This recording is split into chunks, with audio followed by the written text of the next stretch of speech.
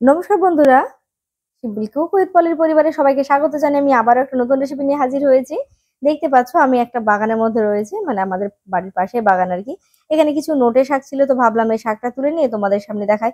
তো যেহেতু দুপুর হয়ে গেছিল, প্রচুর রোদ ছিল, তো যাই হোক আমি এই সময় কিন্তু শাকগুলো তুলে নিচ্ছি।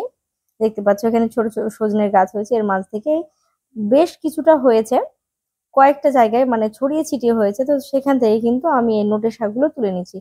আজকে এই নোটে শাকের ভাজা করব, যেটা খেতে কিন্তু ভীষণই সুন্দর লাগে।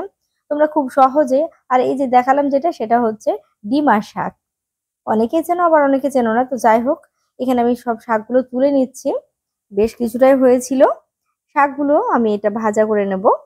আর আশেপাশে কিন্তু বাড়ির এভাবে দেখবে বেশ কিছু কিছু জায়গায় থাকে, আবার সহজে কিন্তু বাজারে কিনতে পাওয়া যায়। সাথেই দেখো আমি শাক লাগিয়েছিলাম, সেখান থেকে একটা লাল শাক হয়েছে, আমি সেটাও তুলে নিয়েছি। তো এবার দেখিয়ে দিই যে এই শাকগুলো একটু কিন্তু বড় হয়ে গেছে, দেখলে তো শাকে ফুল হয়ে গেছিল।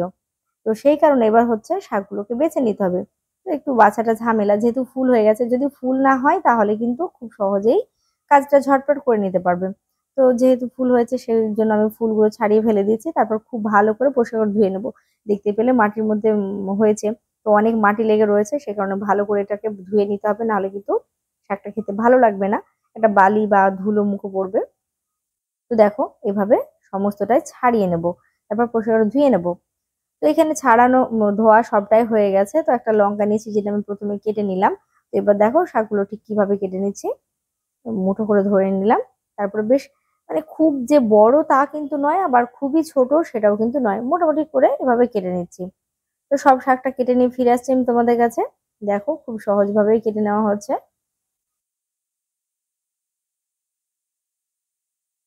এখানে দেখো সবটা শাক কেটে নেওয়া হলো, এবার চলে যাব রান্নায়। তো এটা নিরামিষ রান্না করছি আজকে আমি, চাইলে কিন্তু তোমরা এখানে রসুন ব্যবহার করতে পারো। তো সামান্য তেল দিলে, মানে 2 চামচ তেল দিয়েছি, আর এখানে দুটো শুকনো লঙ্কা দিয়ে ফাটিয়ে দিলাম। হ্যাঁ, তাহলে কিন্তু স্বাদটা অনেক বেশি ভালো হবে। যে লঙ্কাটা ছিঁড়েছিলাম সেটাও কিন্তু দিলাম, আগে প্রথমে একটু লঙ্কাটাকে নেড়ে নিয়েছি, মানে শুকনো লঙ্কাটা, তারপর দিয়েছি চেরা লঙ্কাটা। তারপরে এখানে কিন্তু পাঁচ ফোড়নটা দিয়েছি, দেখো ছোট চামচের হাফ চামচ মতো একটু বেশি দিলাম।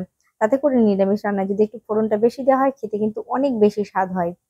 তো চাইলে কিন্তু আমি তোমাদের আবারও বলছি, তোমরা কিন্তু এখানে যারা রসুন খাবে তারা কিন্তু রসুন ব্যবহার করতে পারো, কোনো সমস্যা নেই। এখানে দিয়ে দিলাম স্বাদ মতো লবণ বা হাফ চামচ লবণ, আর দিয়ে দিলাম সামান্য হলুদ গুঁড়ো। কেননা মা বারবার বলে থাকেন, মানে সবসময় বলে থাকেন যে শাক বিনা হলুদে রান্না করতে নেই, সে যে শাক হোক না কেন। তো যাই হোক, খুব ভালো করে এটা মোটামুটি 2 মিনিট মতো আমি খুন্তিতে নেড়ে নেবো, তাতে কিন্তু দেখো কতটা পরিমাণে কমে যাবে। 2 মিনিট এভাবে নেড়ে নেওয়ার পর আমি এটা হচ্ছে ঢাকা দিয়ে দেবো। এবার দেখো 2 মিনিট পর ফিরে আসছে, আর এখানে দেখবে কতটা জল বেরিয়েছে। দেখো আমি কিন্তু কোনো রকম এক্সট্রা জল ব্যবহার করিনি। এবার হচ্ছে আঁচটাকে মিডিয়াম রাখবো, একেবারে কমিয়ে রাখবো না, যেহেতু আমি এটা ভাজা করব।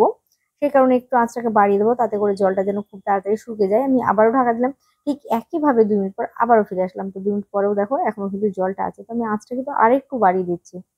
তারপর কিন্তু আমি একইভাবে আবারও 2 মিনিট পর ফিরে আসবো, এসে দেখে নেবো যে কতটা জল আছে। তো দেখো এখানে কিন্তু অনেকটা জল শুকিয়ে গেছে। এবার আঁচের ফ্লেমটাকে একটু হাই করে দেবো, যেহেতু ভাজা হবে, না হলে কিন্তু নেতে নেতে যাবে।